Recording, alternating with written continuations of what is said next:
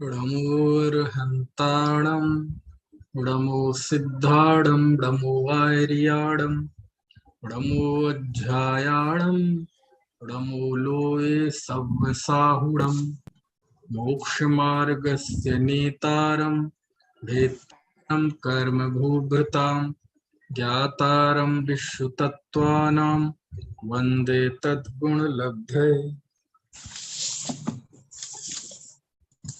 स्वार्थ 9वां अध्याय चल रहा है। इस 9वें अध्याय में शुक्ल ध्यान का स्वरूप चलता है और इस शुक्ल ध्यान के स्वरूप में कल हमने जाना था पहला शुक्ल ध्यान और दूसरा शुक्ल ध्यान, और इनमें क्या विशेष बात होती है। 39वें सूत्र में 4 प्रकार के शुक्ल ध्यान बताए। पृथक्त्व, एकत्व वितर्क यानी पृथक्त्व वितर्क, एकत्व वितर्क, सूक्ष्म क्रिया प्रतिपाति, व्युत्परत क्रिया निर्वृत्ति।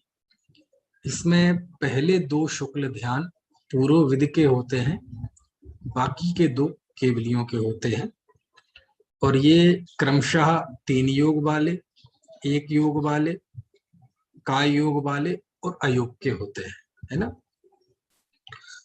और पहले 2 ध्यान एक आश्रय वाले वितर्क सहित और सविचार होते हैं, लेकिन अविचारम द्वितीयम, इनमें से जो दूसरा है वह अविचार होता है।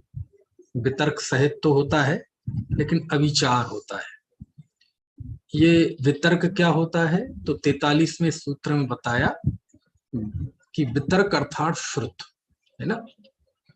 और विचार, तो विचार कहलाता है संक्रांति, अर्थ संक्रांति, व्यंजन संक्रांति, योग संक्रांति, यानी एक द्रव्य से दूसरे, है ना, गुण पे, गुण से पर्याय पे, है ना, ये कहलाती है अर्थ संक्रांति, बदलाव, है ना, अथवा विषय बदल जाना, एक वाक्य से दूसरा वाक्य, एक शब्द से दूसरा शब्द, ये व्यंजन संक्रांति। और योग संक्रांति मन से वचन, वचन से काय, तो ये संक्रांति। तो जो पहला शुक्ल ध्यान होता है वह वितर्क भी है, संक्रांति सहित भी है, और अनेक अनेक, है ना, योग वाला है। लेकिन जो दूसरा है उसमें श्रुति ज्ञान तो है लेकिन उसमें संक्रांति नहीं होती, है ना। एक ही योग का आलंबन रहता है और उसमें संक्रांति नहीं होती, मतलब विषय बदलता नहीं है, ना अर्थ संक्रांति होती है, ना व्यंजन संक्रांति होती है, ना योग संक्रांति होती है, एक ही योग का आलंबन रहता है। इसलिए उसका नाम है एकत्व वितर्क अविचार, है ना। लेकिन पहले वाले में बहुत पदार्थ रहते हैं, काय भी, मन वचन काय तीनों हो सकते हैं, और संक्रांति भी होती है, विषय का पलटना भी होता है। तो ये दोनों में फर्क है, इसलिए पहले का नाम है पृथक्त्व वितर्क और दूसरे का नाम है एकत्व वितर्क, है ना। चलिए अब इसके बाद जो शेष 2 शुक्ल ध्यान है, तीसरे का नाम है सूक्ष्म क्रिया प्रतिपाति। सूक्ष्म क्रिया प्रतिपाति, सूक्ष्म क्रिया मतलब सूक्ष्म काय में स्थित होते हैं, क्योंकि 12वें गुण स्थान तक तो बादर काय योग है, लेकिन 13वें गुण स्थान में जो है सूक्ष्म काय योग में स्थित होने पर, है ना, और इस शुक्ल ध्यान वाला गिरता नहीं है, इसलिए इसका नाम है सूक्ष्म क्रिया अप्रतिपाति।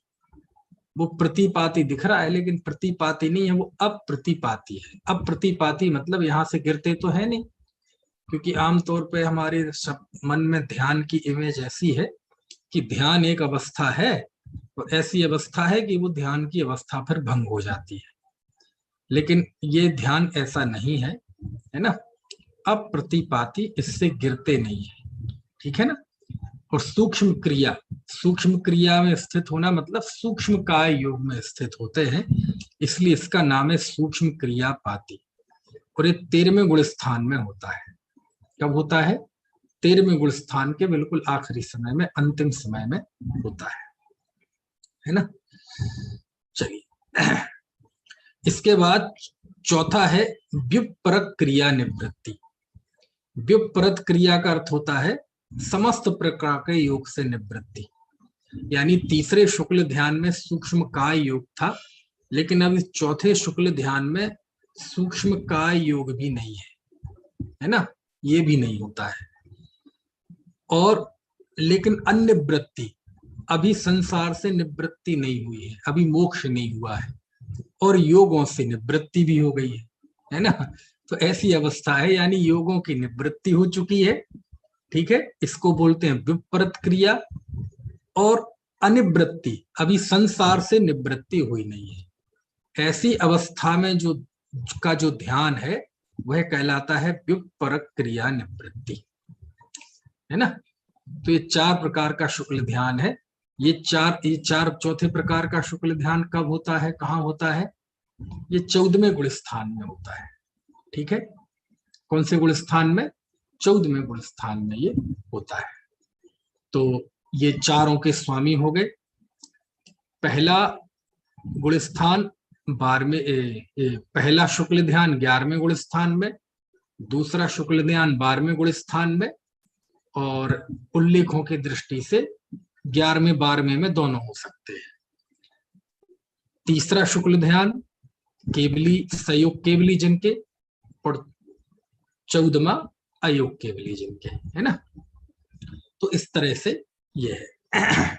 चलिए, अब ये सब शुक्ल ध्यान इस काल में तो होते नहीं, लेकिन जो इन ध्यान में लीन है, खासतौर से पहले शुक्ल ध्यान में, तो वो सारी चीजें संक्रांति वगैरह जो है, अर्थ संक्रांति, व्यंजन संक्रांति, योग संक्रांति, ये सारी चीजें बड़ी सूक्ष्मता के साथ और बिना किसी प्लानिंग के वो सब होता रहता है सहजता। उससे ध्यान भंग नहीं होता, ध्यान बना रहता है और ये सारी चीजें होती रहती है ना। तो ये शुक्ल ध्यान का जो स्वरूप है बड़ा जटिल है समझने में, है ना। जिसको होता है उसको तो सहज पने होता है, लेकिन उसको समझना थोड़ा सा जटिलता भरा हो जाता है। उसका कारण ये है कि हमारे मन में जो ध्यान की एक इमेज है, उस कारण से। हाँ, विनीत भाई साहब कुछ कह रहे हैं, हाँ बताइए भाई साहब। ये जो है बुद्धिपूर्वक उपयोग में होता है या अबुद्धिपूर्वक में? ये तो ये जो अबुद्धिपूर्वक, संक्रांति होती है, अबुद्धिपूर्वक होता है ये, अबुद्धिपूर्वक। है ना। जान अबुद्धि, वो तो 7वें गुण स्थान से ऊपर सब अबुद्धि पूर्वक ही है, तो ये भी अबुद्धि पूर्वक है कुछ ऐसा कुछ। क्योंकि कल एक दृष्टांत दिया था नींद में, जैसे कोई नींद में होता है और चीजें जानने में आती हैं, वो स्मृति में नहीं जाती हैं, वो होता रहता है और नींद भी चलती रहती है, लेकिन वो बड़ी जटिल प्रक्रिया है। ऐसे ही जो जीव शुक्ल ध्यान में आरूढ़ है, उस जीव के ये होता रहता है, उस जीव को खुद इस बात का कोई पता नहीं रहता कि क्या हो रहा है। वो ध्यान में लीन रहता है, आत्मिक आनंद भोगता रहता है ना, अतीन्द्रिय सुख का वेदन करता रहता है। वो और वो वेदन तो समझता है, बुद्धिपूर्वक ही होता हुआ। वो तो साक्षात हो रहा है, उसमें तो बुद्धि या बुद्धि पूर्वक का भेद ही नहीं है। क्योंकि आत्मिक आनंद जो है वो तो साक्षात आनंद है, प्रत्यक्ष स्वसंवेदन है ना। तो वो होता है। तो बस ये एक प्रक्रिया है, इसको बस समझ लेना है, और अपन ज्यादा इसमें बहुत कुछ नहीं समझ सकते, बहुत अधिक, है ना। बस ये मोटा मोटा कि उसमें एक पहले बारे में संक्रांति नहीं होती है, दूसरे में संक्रांति नहीं होती, कैसे होती है ना, वो केवल ज्ञान होने पर ही पता चलता है।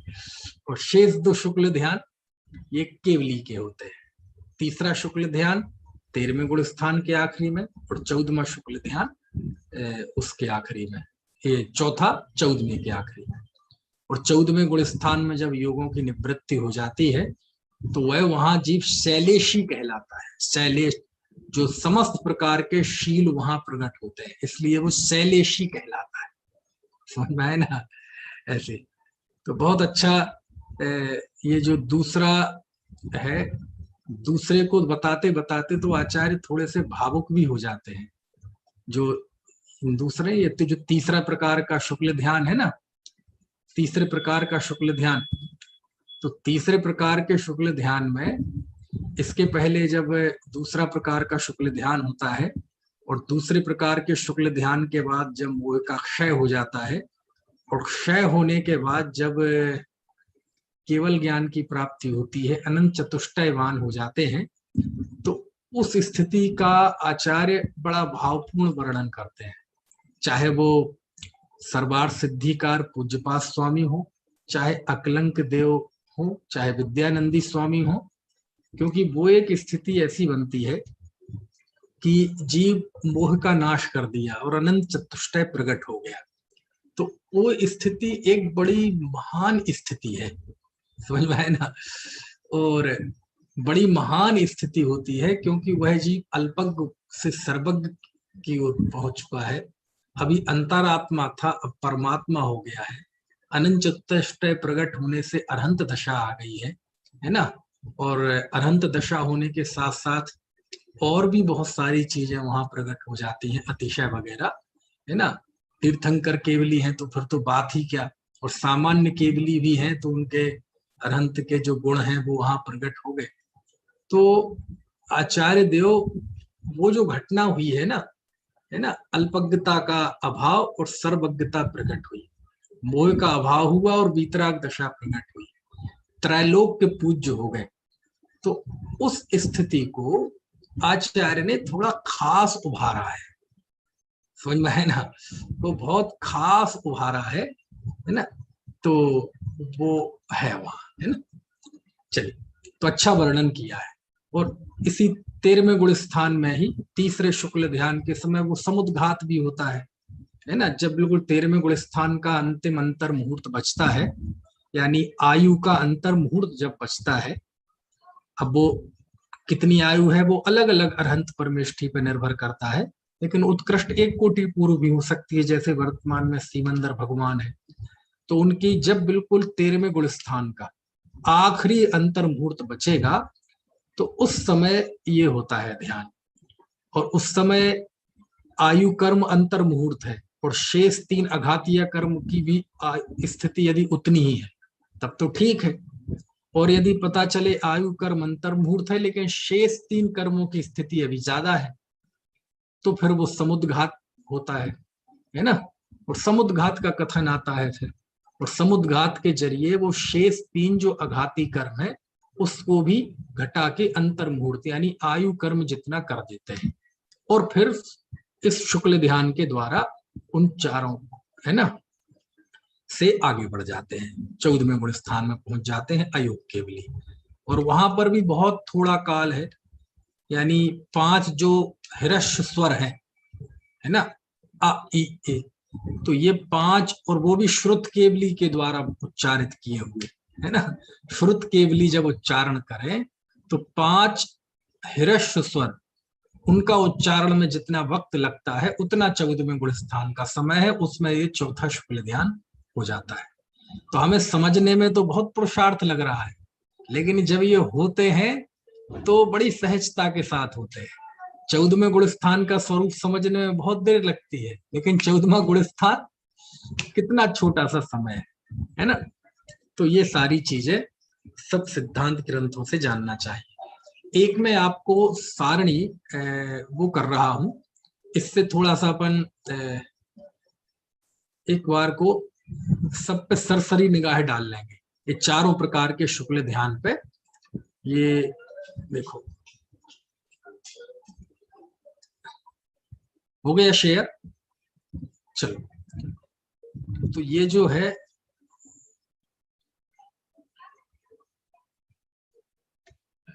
मैं सोच रहा हूँ थोड़ा सा बड़ा कैसे होगा है। चलो, आपको दिखाई दे रहा है ठीक ठीक।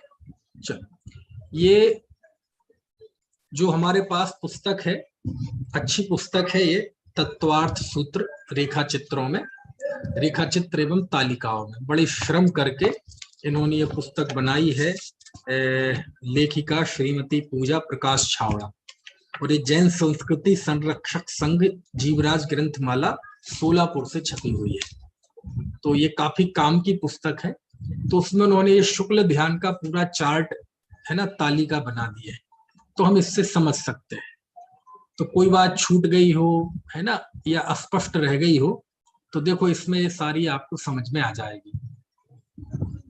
तो देखो सबसे पहले इसमें ऊपर चारों के ना वो दिए हैं, पृथक्त्व वितर्क विचार, एकत्व वितर्क अविचार, सूक्ष्म क्रिया प्रतिपाति और व्युत्परक क्रिया निवृत्ति। फिर नीचे एक एक उसमें स्वरूप दिया है, कौन से गुण स्थान में ये होता है, स्वामी का नाम, योग कौन सा है, इसका फल क्या है, संघनन और दृष्टांत। देखो जरा एक बार पढ़ लें अपन इस तालिका को, बड़ा अच्छा रहेगा, ज्ञान में निर्मलता आएगी। सबसे पहला लिखा पृथकत्व वितर्क विचार, इसका स्वरूप क्या है, तो पृथक्त्व का अर्थ किया भिन्न भिन्न में, वितर्क का अर्थ किया भाव श्रुत ज्ञान के बल से, और विचार यानी परिवर्तन सहित संक्रांति। किसके होता है ये, 8 में से 11वें गुण स्थान के। स्वामी कौन है, श्रुत केवली, है ना, श्रुत कल बताया था ना, ये सब पूर्वविद के होते हैं।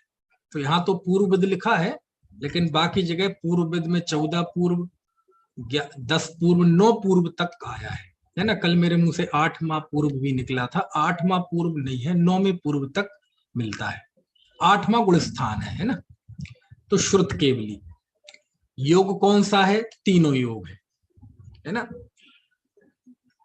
फल मोहिनी का उपशम वाक्षय, यदि उपशम श्रेणी चढ़ने वाला होगा तो मोह का उपशम करेगा, शपक श्रेणी चढ़ने वाला होगा तो क्षय करेगा। संघनन, ये तीनों संघनन वाले के होता है, जो उत्तम 3 संघनन है ना, वज्र वृषभ नाराज संघनन, वज्र नाराज संघनन, नाराज संघनन। इसके बाद दृष्टांत क्या है इसका, दीपक की लौ की तरह, जैसे जब हवा नहीं चलती है तो दीपक की लौ बिल्कुल शांत है ना होती है, तो वो तो उसका दृष्टांत दिया। फिर दूसरे एकत्व वितर्क अभिचार के लिए देखो स्वरूप क्या है, एकत्व एक में द्रव्य या पर्याय, वितर्क भाव श्रुत ज्ञान के बल से, और अभिचार यानी परिवर्तन रहित। कौन से गुण स्थान में होता है, तो ये लिखा 12वें गुण स्थान में। स्वामी श्रुत केवली, कौन सा योग, कोई एक योग, मन वचन या काय कोई एक योग। फल क्या है, शेष 3 अघाती कर्मों का क्षय। ठीक है, चूंकि 12वें गुण स्थान में आ गया तो मोह का तो नाश कर ही दिया। अब जो शेष 3 गुण हैं, अघाती कर्म, घाती कर्म, ज्ञानावरण, दर्शनावरण और अंतराय, उनका नाश ये करता है, तो ये इसका फल है। किसके होता है ये, तो पहला वाला तो उत्तम 3 संघनन वालों के होता था, लेकिन ये वाला जो है शुक्ल ध्यान, ये केवल प्रथम संघनन वाले की होता है, वज्र वृषभ नाराज संघनन। इसके लिए दृष्टांत दिया मणि का प्रकाश, दीपक की लो सीधी भी हो तो बहुत बारीकी से देखे तो थोड़ी सी टिमटिमाती रहती है ना। तो ऐसे ही पहले शुक्ल ध्यान में संक्रांति होती रहती है, लेकिन इसमें तो एकत्व है, बिल्कुल अभिचार है, इसलिए इसको दिया मणि का प्रकाश। कितनी तूफान चले, हवा चले, वो प्रकाश उसमें चंचलता नहीं आएगी। फिर तीसरा सूक्ष्म क्रिया प्रतिपाति, तो इसका स्वरूप क्या है, तो लिखा सूक्ष्म क्रिया मतलब सूक्ष्म काय योग में स्थित, अप्रतिपाति जिससे गिरना ना हो। कहा होता है, 13वें गुण स्थान के अंत में। स्वामी कौन है, केवली। योग कौन सा है, काय योग। काय योग में भी कौन सा बताया था मैंने, सूक्ष्म काय योग। फल क्या है, योग का अभाव, 14वां गुण स्थान, वो उसके फल है, समझ लो। संहनन, वही वज्र वृषभ नाराज संघनन, और दृष्टांत क्या है, सूर्य का प्रकाश, है ना। फिर चौथा है व्युत्परत क्रिया निवृत्ति, तो इसका स्वरूप क्या है, तो लिखा व्युत्परत क्रिया समस्त योग से निवृत्ति, और अनिवृत्ति अर्थात संसार से अभिनिवृत्ति नहीं है। कौन से गुण स्थान में है ये, 14वें गुण स्थान। कौन है इसका स्वामी, केवली। कौन सा योग है, यहाँ कोई भी योग नहीं है। इसका फल क्या है, 4 अघाती कर्मों का क्षय अर्थात मोक्ष की प्राप्ति। संघनन कौन सा है, वज्र वृषभ नाराज संघनन, चूंकि अभी देह बाकी है ना। और दृष्टांत, तो इन दोनों ही शुक्ल ध्यान के लिए बात के एक ही दृष्टांत दिया, सूर्य का प्रकाश, है ना। ठीक है, तो आगे बढ़े अब। चलिए हाँ बताइए, प्रश्न कर रहे हैं। हाँ, इसमें जैसे बोला ना कि जो तीसरे नंबर का शुक्ल ध्यान है वो 13वें के अंत में होगा, तो हाँ, मतलब जिस समय अरहंत अवस्था रहती है उस समय शुरुआत में कौन सा रहता है? शुरुआत में तो 12वें गुण स्थान में जो दूसरा शुक्ल ध्यान हो गया ना, उसके फल में 13वां गुण स्थान प्रकट हो गया। हाँ, तो 13वां तो वहां जैसे किसी का बहुत लंबे लंबे काल का रहेगा और तो 13वें के कितना ही अंत में। लंबा रहे, अंत में होगा ये ध्यान, अंत में होगा ये ध्यान।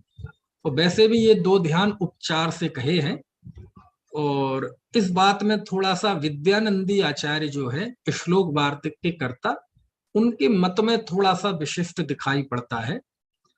आमतौर पे तो यही कहते हैं कि ये जो बाद के दो ध्यान हैं, तो ये अरहंतों के ध्यान उपचार से माना गया है। लेकिन विद्यानंदी आचार्य कहते उपचार नहीं है, वो कहते नहीं वो ध्यान है। कहते उसमें स्थिरता तो है ना। और तो उन्होंने युक्तियां भी दी हैं, वो मैंने पढ़ी भी आज, लेकिन अभी वहां जाने की जरूरत नहीं है।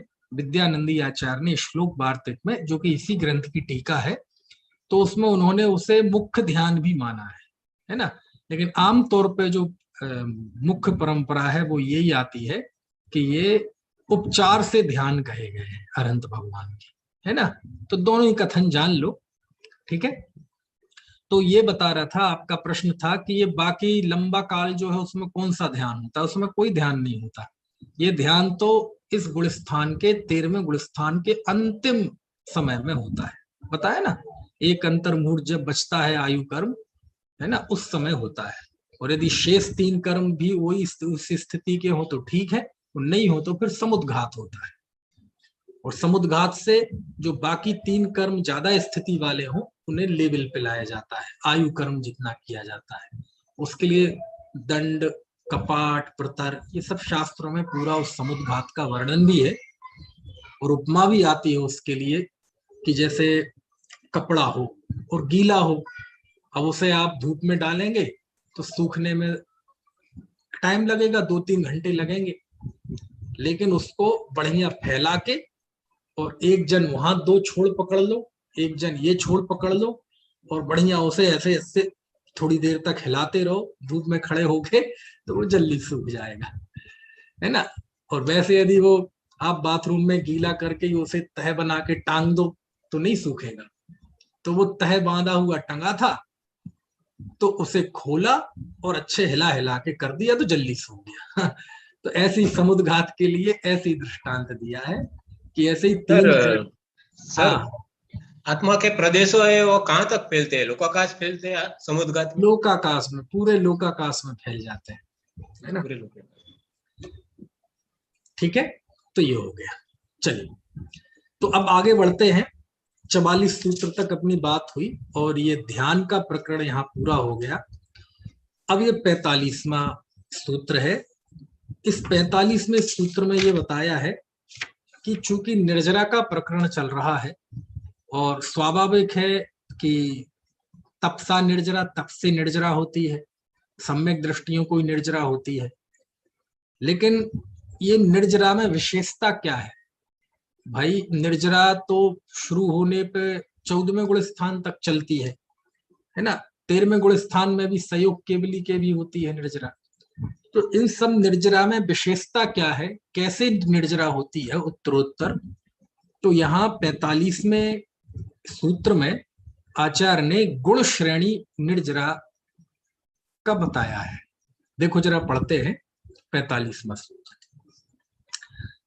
सम्यक दृष्टि श्रावक वृतानंत वियोजक दर्शन मोहक शपकोप शमोप क्षमांत मोहक शपक क्षीण मोह जिनाह क्रम स्व संख्ये गुण निर्जरा। इस सूत्र में 10 स्थान निर्जरा के बताए हैं और कहा है ये उत्तरोत्तर असंख्यात गुण निर्जरा होती है।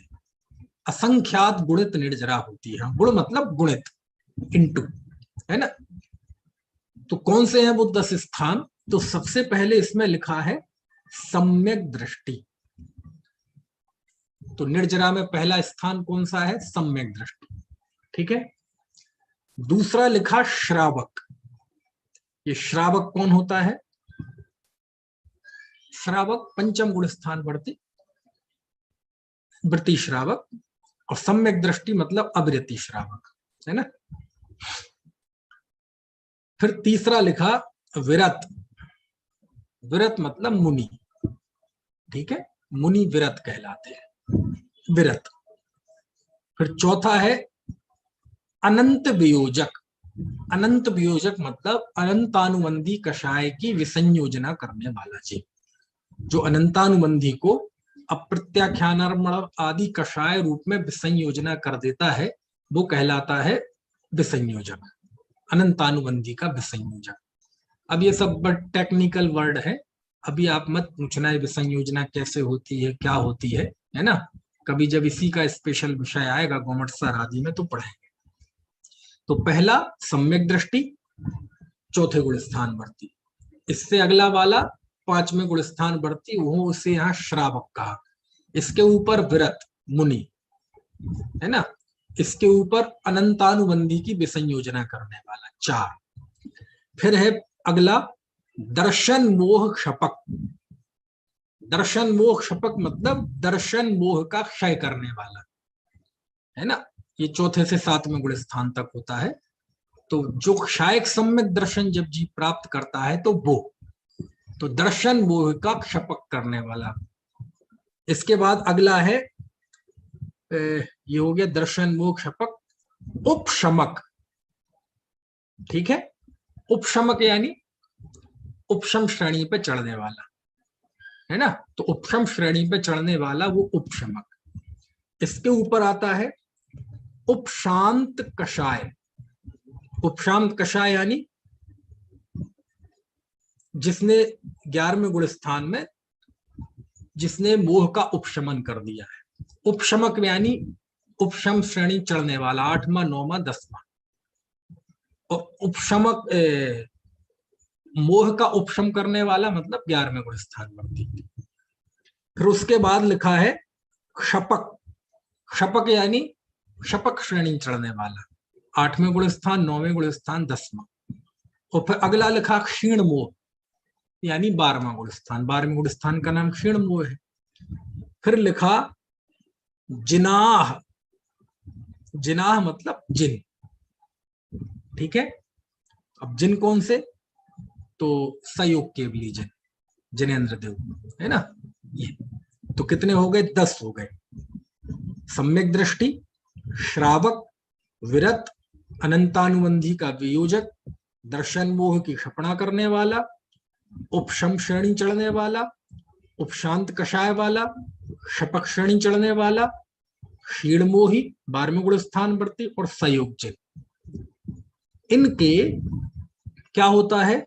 क्रमशः। क्रमशः मतलब इसी क्रम से, जिस क्रम से ये 10 के नाम लिखे हैं, इस क्रम से असंख्येय गुण निर्जरा, इनके असंख्यात गुणी निर्जरा होती है, ठीक है। यानी सम्यक दृष्टि के जितनी निर्जरा होती है उससे असंख्यात गुणी निर्जरा वृत्ति के होती है। वृत्ति के जितनी निर्जरा होती है उससे असंख्यात गुणी मुनि के होती है। मुनि के जितने निर्जरा होती है उससे असंख्यात गुणी जो दर्शन मोहिनी कर्म का क्षय करता है करने की प्रक्रिया में, उसके होती है। जितनी उसके होती है उससे असंख्यात गुणी उपशम श्रेणी वाले के होती है, उपशमक के होती है।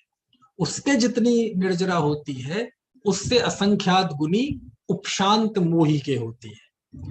जितनी निर्जरा उपशांत मोही के होती है उससे असंख्यात गुणी निर्जरा क्षपक के होती है, यानी क्षपक श्रेणी के 8वें 9वें 10वें गुण स्थान में। और जितनी क्षपक के निर्जरा होती है उससे असंख्यात गुणी निर्जरा 12वें गुण स्थान यानी क्षीण मोही के होती है। और जितनी निर्जरा क्षीण मोही के होती है उससे असंख्यात गुणी निर्जरा सयोग केवली के होती है। समझ में आए ना। तो ये कर्मों की निर्जरा का स्वरूप है, ठीक है। चल, अब यहां एक प्रश्न खड़ा होता है, अशोक जी समझना जरा प्रश्न को कि क्यों जी कर्म तो अनंत है, और जब असंख्यात गुणे निर्जरित होंगे तो कर्मों का नाश कैसे होगा? प्रश्न समझ में आया ना भाई? असंख्यात को असंख्यात गुणा कर दो तो क्या आएगा? असंख्यात। असंख्यात को असंख्यात पार असंख्यात गुणा करो तब भी क्या आएगा? असंख्यात आएगा। तो अनंत कर्मों की निर्जरा कैसे हो जाएगी? प्रश्न समझ में आया मेरा कि नहीं? क्या प्रश्न है कि यदि ऐसे निर्जरा होगी तो फिर अनंत कर्मों की निर्जरा कैसे होगी? क्यों? क्योंकि असंख्यात को असंख्यात बार भी गुणा कर दो तब भी उसका फल रिजल्ट असंख्यात ही आना है, और अनंत कर्मों का नाश कैसे होगा फिर? ये एक बहुत बड़ा प्रश्न है ना? कोई देगा इसका जवाब? कहते सुनो, एक प्रश्न एक से जुड़ा हुआ एक दूसरा प्रश्न कि इसमें लिखा सम्यक दृष्टि के भी असंख्यात कर्मों की निर्जरा होती है क्रमशः। अब प्रश्न होता है कि सम्यक दृष्टि के कितने कर्मों की निर्जरा होती है और किससे असंख्यात गुणी? क्या कहा? सम्यक दृष्टि के जो पहला स्थान कहा उसके कितने कर्मों की निर्जरा होती है और किससे असंख्यात गुणी होती है? इसका मतलब उसके पहले कुछ कर्मों का गणित होगा, उससे असंख्यात गुणी होती है। कितने प्रश्न हो गए अशोक जी? समझना, बहुत गंभीर प्रश्न है। दो प्रश्न। पहला प्रश्न कौन सा है? इस क्रम से तो जीव कभी मोक्ष हो ही नहीं पाएगा। क्यों? क्योंकि असंख्यात गुणी निर्जरा से कैसे अनंत कर्मों का नाश होगा?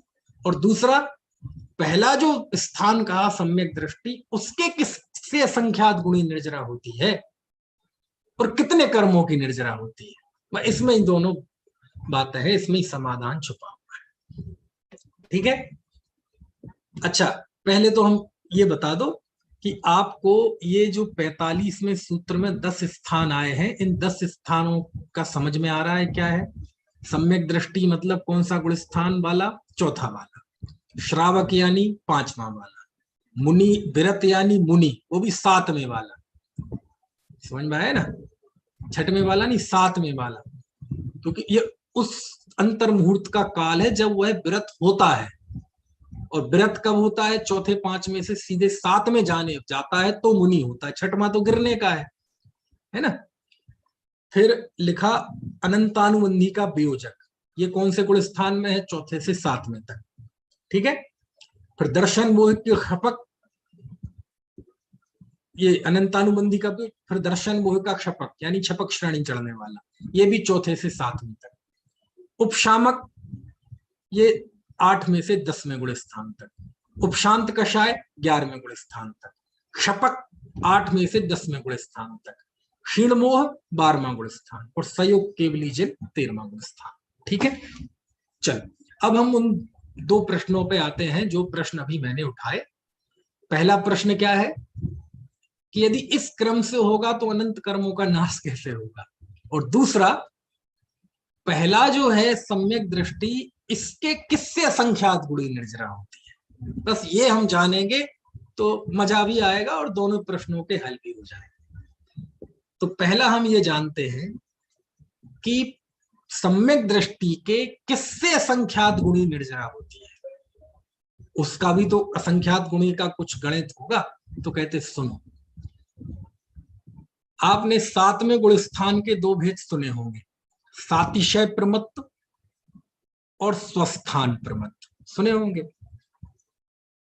सम्यक्त की प्राप्ति के जब जीव उपशमक सम्यक्त प्राप्त करता है तो उसके पहले जब वह जीव करण लब्धि में होता है तो करण लब्धि में स्थित जीव को भी कहते हैं सातिशय मिथ्या दृष्टि।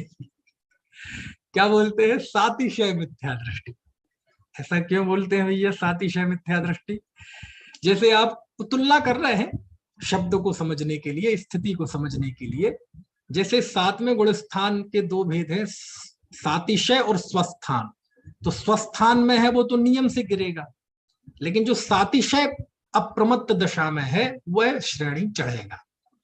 ऐसे ही जब जीव कोई करण लब्धि में होता है तो वह नियम से सम्यक दर्शन की प्राप्ति करता ही है। उस जीव को कहा है सातिशय मिथ्यात्व। सातिशय मिथ्या दृष्टि है वो। हमने सातिशय अप्रमत्त दशा सुनी, सातिशय पुण्य सुना कि नहीं, सातिशय पुण्य का बंध होता है, लेकिन सातिशय मिथ्या दृष्टि, बोलो आप, ऐसा शब्द आता है शास्त्र में कि वो सातिशय मिथ्या दृष्टि है। उसके बहुत अतिशय है। क्या अतिशय है? उसका सबसे बड़ा अतिशय ये है कि वह सम्यक प्राप्ति करेगा ही नियम से। प्रायोग लब्धि तक, सम्यक दर्शन के पहले 5 लब्धियां होती ना, छौषम लब्धि, विशुद्धि लब्धि, देशना लब्धि, प्रायोग लब्धि और कर्ण लब्धि। तो प्रायोग लब्धि तक तो अभव्य भी पहुंच जाता है, तो वो सातिशय मिथ्या दृष्टि नहीं है। अभव्य भी पहुंच जाता है, गिर जाता है वो, लेकिन कर्ण लब्धि में भव्य ही पहुंचता है ना। और कर्ण लब्धि से फिर गिरता नहीं है जी। कर्ण लब्धि होती है तो सम्यक की प्राप्ति करता ही है। बहुत विशुद्ध परिणाम होते हैं उस जीव के, और अनंत कर्मों की निर्जरा करता है। कितने कर्मों की? सुनना बड़ा टेक्निकल मुद्दा है।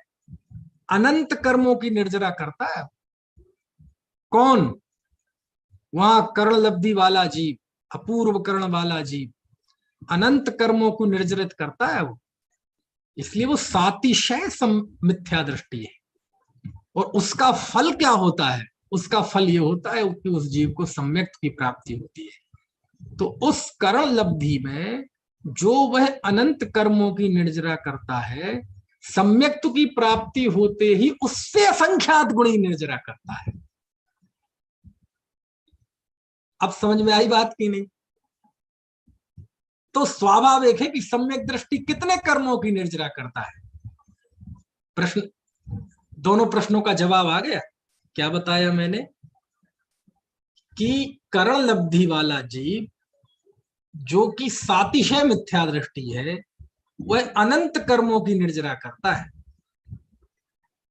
और जब वह सम्यक दृष्टि हो जाता है, जो यहां पहला स्थान लिया सूत्र में, वह उस सातिशय मिथ्या दृष्टि ने जितने कर्मों की निर्जरा की, उससे संख्यात गुणी निर्जरा करता है।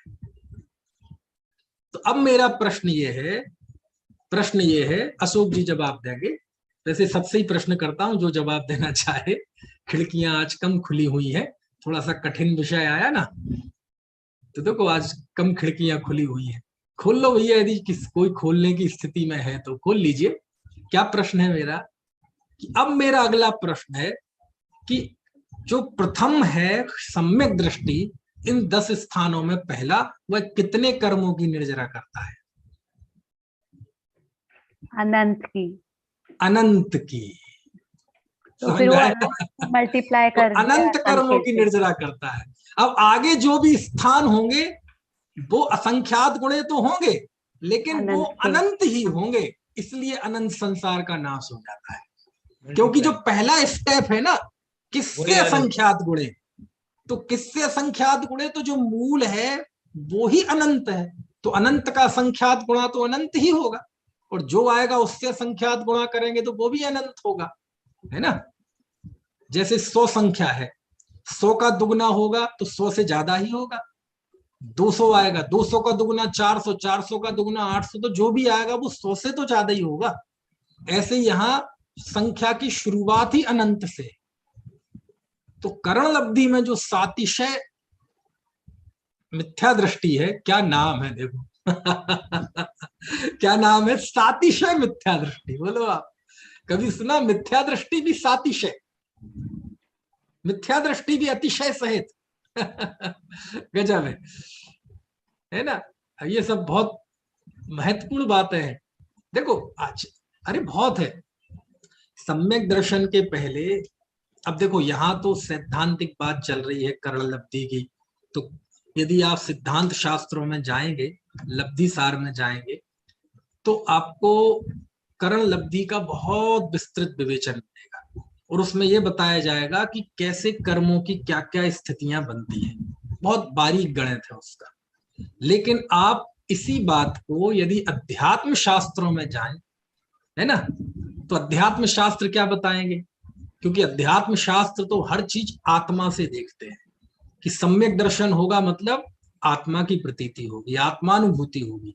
तो उसके पहले क्या होगा, ठीक पहले, जैसे सम्यक प्रथम जो स्थान लिया सम्यक दृष्टि, उसके पहले कौन सी अवस्था है, तो सिद्धांत कहेगा वह करणलब्धि में है, ठीक है। और अध्यात्म क्या कहता है उस स्थिति को, तो जैसे आचार्य ने एक बहुत अच्छा नाम दिया है, बहुत अच्छा नाम दिया है, इसका नाम दिया है सविकल्प स्वसंवेदन। क्या नाम दिया है, सविकल्प स्वसंवेदन। वाह और मुझे ध्यान आ रहा है ये प्रवचन सार की 79, 80, 81 इनमें से किसी गाथा की टीका में है ना। अब पता नहीं था ये ऐसा उल्लेख आएगा, नहीं तो मैं देखता, अब ऐसा ही मुझे याद है। प्रवचन सार की जो तात्पर्य वृत्ति टीका है आचार्य जयसेन स्वामी की, उसमें इसका उल्लेख है, जहां उन्होंने दर्शन मोह के नाश का उपाय बताया है। तो उसमें जिस स्थिति का वर्णन सिद्धांत करणलब्धि कह के कर रहा है, आचार्य जयसेन स्वामी उस समय के जीव के परिणामों को बोलते हैं, क्या नाम देते हैं, सविकल्प स्वसंवेदन। निर्विकल्प हो जाएगा तो सम्यक दृष्टि हो जाएगा, लेकिन उसके पहले जो उसके विशुद्धता है उसको वो कहते सविकल्प स्वसंवेदन, यानी विकल्पों में आत्मा का अनुभव हो गया, यानी आगम के द्वारा, युक्ति के द्वारा, है ना, उसने निर्धारण कर लिया है और उसमें वह अपने उपयोग को टिकाने का प्रयत्न कर रहा है और बिल्कुल इस स्थिति में आ गया है कि दृष्टि का विषय क्लियर है। अब बस ये विकल्प जो अंदर में चल रहा है, मैं एक हूं, मैं हूं, मैं हूं, बस ये टूटेगा और निर्विकल्प हो जाएगा। तो आत्मानुभूति के बिल्कुल नजदीक के परिणामों को उन्होंने कहा सविकल्प स्वसंवेदन। कौन सा, सविकल्प स्वसंवेदन।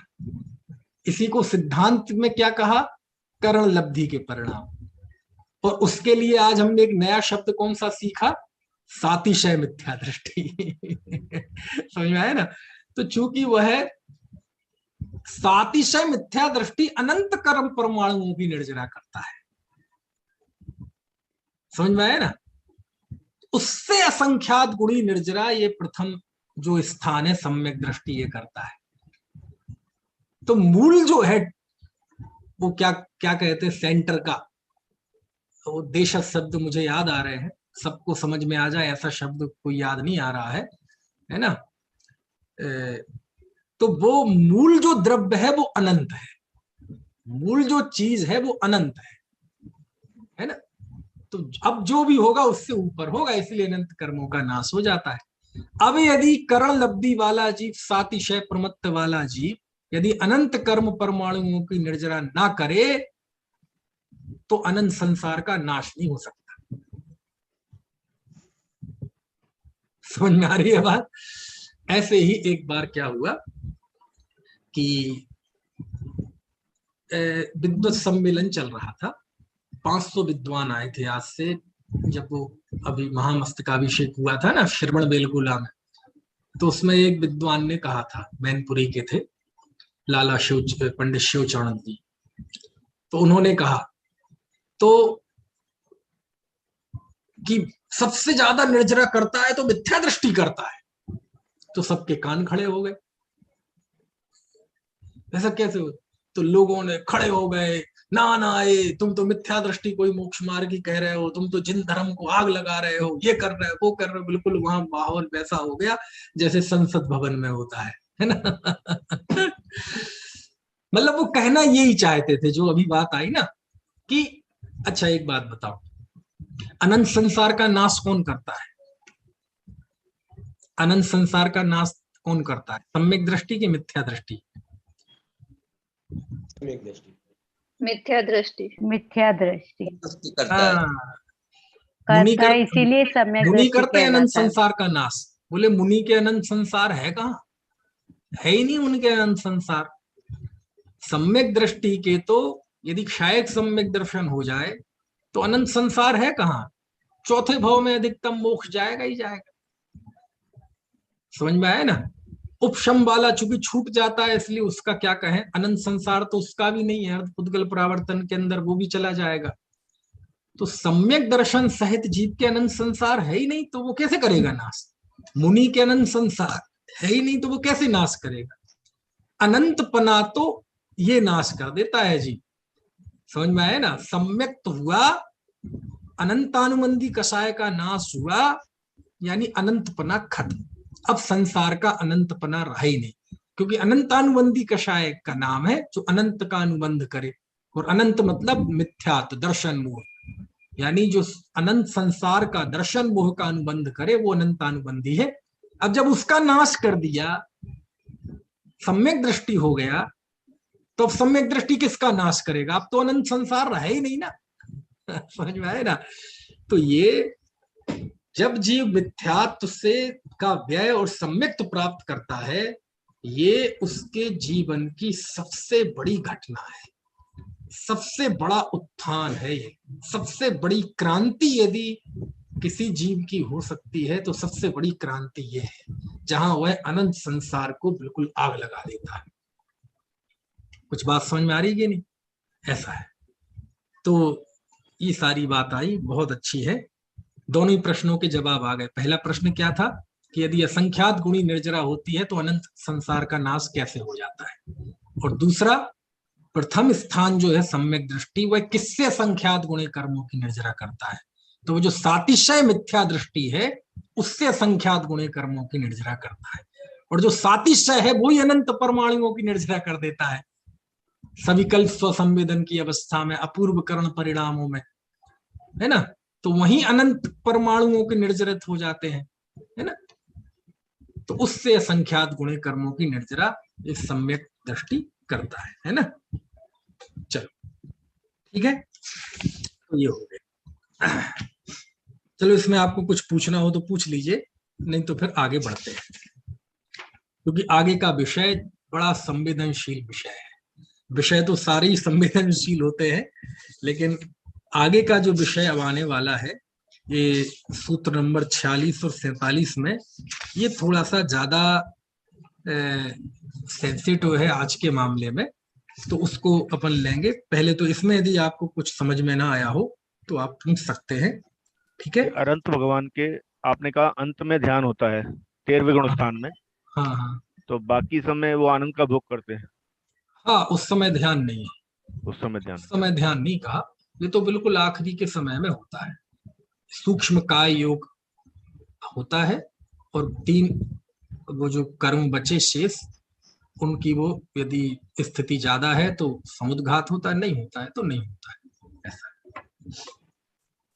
चलिए अब देखो आगे का सूत्र, इस 46वें सूत्र का आज केवल अर्थ पढ़ेंगे हम, और ज्यादा नहीं जानेंगे। इसकी चर्चा फिर हम सोमवार को करेंगे, क्योंकि अब कल और परसों 2 दिन तो ऑफलाइन क्लास रहेगी, तो सोमवार को फिर इस विषय पर बात करेंगे, और सोमवार मंगलवार इन 2 दिनों में इनकी बात होगी और ये अध्याय पूरा होगा। और ये जो सूत्र है, पहले सूत्र पढ़ते हैं जरा। पुलाग बकुश कुशील निर्ग्रंथ स्नातका निर्ग्रंथा। ओहो,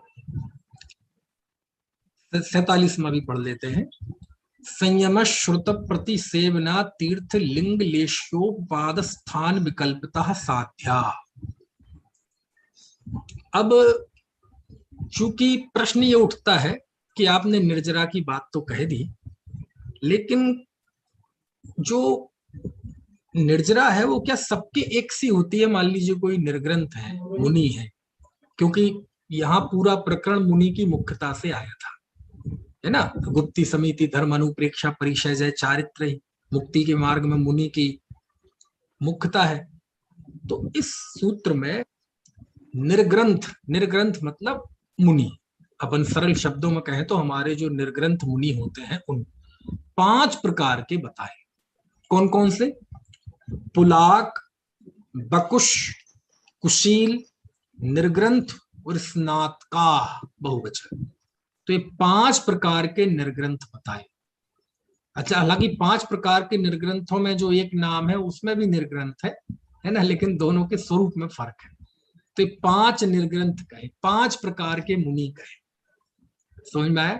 अब इनका स्वरूप जानने में आपको कई ऐसी बातें लगेगी कि कितनी, कई बातें तो है ना, बड़ी नई सी भी लगेंगी, अटपटी लगेंगी, और हमारी भी कई ग्रंथियां टूटेंगी, कई अज्ञान निकलेंगे। 5 प्रकार के मुनि। अब आपने श्रावक की तो 11 प्रतिमाएं सुनी होंगी, समझ में है ना। श्रावकों के पाक्षिक श्रावक, है ना, नैष्ठिक श्रावक, ये सब सुने होंगे। लेकिन 5 प्रकार के मुनि, मुनि भी 5 प्रकार के होते हैं, है ना। तो वो ये 46वें सूत्र में आए हैं, तो इनकी चर्चा हम कल करेंगे। कल मतलब आगे वाली कक्षा में करेंगे, है ना। अभी का समय समाप्त हो गया, और चूंकि इस सूत्र के जरिए हमें बहुत सारी भ्रांतियां मिटानी है, तो यही कारण है कि हम 5 प्रकार के निर्ग्रंथ पढ़ेंगे, और इसी के साथ साथ दूसरे शास्त्रों में 5 प्रकार के ये सच्चे साधु हैं, ये 5 सच्चे साधु हैं। इनके अलावा कुछ श्रमणाभास भी कहे हैं, जो साधु जैसे दिखाई देंगे, लेकिन वो साधु होते नहीं है, नग्न होते हैं, लेकिन फिर भी वो साधु नहीं है। ऐसे जो श्रमणाभास हैं, पार्श्वस्थ आदि साधु हैं, उनकी भी चर्चा करेंगे। क्योंकि यदि इस सूत्र को सही अर्थों में ना लिया जाए तो शिथिलाचार का भी पोषण हो सकता है, समझ में है ना।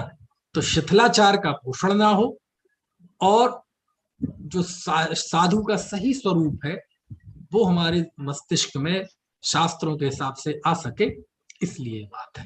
ठीक है, तो इसकी चर्चा लेकिन कल करेंगे। अभी आपको कोई प्रश्न हो तो पूछ लीजिए, बताइए।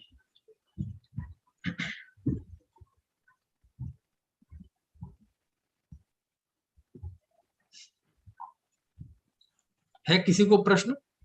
चलिए, नहीं है तो हम सोमवार को मिलेंगे, और बहुत जबरदस्त चर्चा आएगी। अभी कुछ 2 साल बिल्कुल लॉकडाउन के ठीक पहले जो चिदायतन में गोष्ठी हुई थी ना, पता नहीं आप में से कौन लोग थे। आदरणीय अशोक जी तो थे, है ना। अच्छा, आप भी थे नितिन जी, आप भी थे विनीत भाई साहब?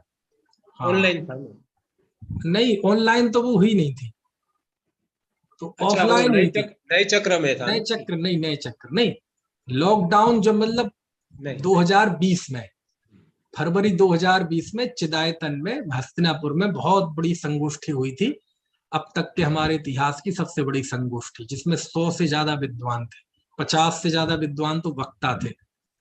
तो बहुत जबरदस्त हुई थी। उसमें मेरा एक ऐसा ही विषय था, मेरा प्रेजेंटेशन जो था उसमें था श्रवणाचार विषय था, मुनियों का आचरण, अतिवाद और उदारवाद के बीच में श्रवणाचार का सीमांकन। और ये विषय उसी से संबंधित है। उदारवाद मतलब अरे कैसे भी हो यार, आखिर जैन साधु है ना, वंदना करनी चाहिए, कोई भी हो कैसे भी हो, देखो नग्न है ना, जैन साधु है ना, तो बस पर्याप्त है। तो ये कहलाता है उदारवाद। उदारवाद बहुत ज्यादा दिलेर है, बड़े दिल के आदमी है जी अपन। दूसरे भगवान, उनको तो आचार्य भगवान के समय में भी यही चुनौतियां थी। अभी बात तो करेंगे, अभी तो हम आपको जिज्ञासा पैदा कर रहे हैं। और दूसरे होते हैं अतिवादी। अतिवादी मतलब उनके जो मापदंड है साधु के, पैरामीटर्स है, साधु को तौलने का जो उनके पास तराजू है, कसौटी है, परीक्षा की जो कसौटी है, तो उनका प्रश्न पत्र इतना हार्ड है कि पता चले कोई वो हल ही नहीं कर सकता। कि कुंद आचार्य भी उतर आए तो हम उन्हें रिजेक्ट कर देंगे कि ये कैसे साधु होते हैं, ये नहीं है साधु। तो ये अतिवादी है। तो अतिवाद भी बुरा है, उदारवाद भी बुरा है, दोनों में ही साधु का स्वरूप खो जाता है। इस विषय पे मैंने वहां प्रेजेंटेशन दिया था, यूट्यूब पे है वो उपलब्ध, और आपको सुनना हो तो मैं ग्रुप में सेंड कर दूंगा। वो 15 मिनट का है, उस पे बाद में आधे घंटे तक तो प्रश्न उत्तर हुए थे, जनता ने प्रश्न करे थे, मैंने उत्तर दिए थे। फिर बाद में वो समय बहुत हो रहा था तो रोकने पड़े, फिर रात में हुए। कहने का आशय है लगभग वो ही विषय है यहाँ कि साधु भी 5 प्रकार के होते हैं, समझ में आए ना। और शास्त्र में 5 प्रकार के इन साधुओं का वर्णन है और श्रमणाभासों का भी वर्णन है। तो वो सारी चर्चा अपन करेंगे, है ना। चलो अभी की बात समाप्त करते हैं। जिनवाणी स्तुति। एक प्रश्न आया है जय जनेन्द्र पंडित जी साहब, पर्यायगत योग्यता क्या है? पर्यायगत योग्यता मतलब जो पर्याय जिस समय हुई है वो उस समय की योग्यता, वही है पर्यायगत योग्यता, है ना। उस समय जो जीव के औदयिक भाव थे, कर्म का उदय था, तो उस उदय जन्य कार्य हो जाना, उसी कहेंगे पर्यायगत योग्यता। और फिर वक्ता के अभिप्राय पर निर्भर करता है कि वह इस शब्द का प्रयोग कहाँ किस तरह से करता है, ये मैंने उसका सामान्य अर्थ बताया। ठीक है, चलिए जिनवाणी स्तुति। जावाणी के ज्ञान ते सूझे लोकालोक, सोवाणी मस्तक नमो सदा दे तुम।